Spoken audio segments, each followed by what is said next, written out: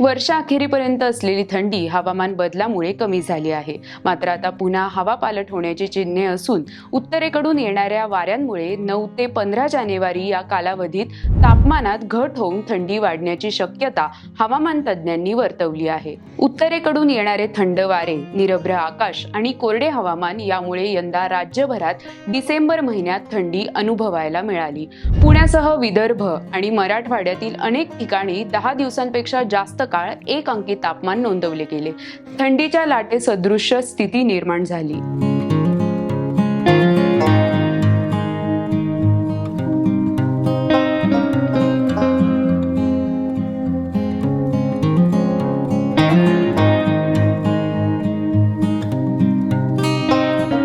नव्या वर्षातही थंडी कायम राहण्याची शक्यता हवामान तज्ज्ञांनी वर्तवली होती. मात्र गेल्या 2 दिवसात पुण्यासह राज्यातील अनेक ठिकाणी किमान तापमानात वाढ झाल्याचे दिसून येत आहे. अहिल्यानगर, गोंदिया अशा काही ठिकाणांचा अपवाद वगळता बहुतांश ठिकाणी 1 अंकी असलेले तापमान आता 2 अंकी झाले आहे. त्यामुळे थंडी कमी झाल्याचे दिसून येत आहे. ज्येष्ठ हवामान तज्ज्ञ अनुपम कश्यपी यांनी सांगितलंय की पूर्वेकडून येणाऱ्या वाऱ्यांमुळे हवेतील बाष्प वाढले आहे. त्यामुळे वर्षाअखेरीपर्यंत असलेली थंडी कमी झाली. मात्र 9 ते 15 जानेवारी या कालावधीत उत्तरेकडून येणाऱ्या वाऱ्यांमुळे किमान तापमानात घट होऊ शकते. त्यामुळे पुन्हा हवामान बदलून थंडी वाढण्याची चिन्हे आहेत. हवामान विभागाच्या अंदाजानुसार जानेवारीच्या अखेरपर्यंत महाराष्ट्र आणि मध्य प्रदेशात रात्रीचे तापमान सरासरीपेक्षा कमी राहण्याची शक्यता आहे. महाराष्ट्र, मध्य प्रदेशसह ओडिसा, पश्चिम बंगालमध्ये रात्रीच्या तापमानात घट होण्याची शक्यता अधिक आहे. 9 ते 15 जानेवारी या कालावधीत विदर्भ,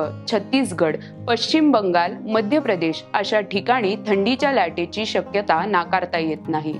जानेवारीच्या मध्यापर्यंत महाराष्ट्र, मध्य प्रदेश, तेलंगणा, उत्तर कर्नाटकात दिवसाचे तापमान सरासरीपेक्षा 3 ते 4 अंश सेल्सिअस कमी राहण्याची शक्यता आहे, असेही अनुपम कश्यपी यांनी सांगितलंय.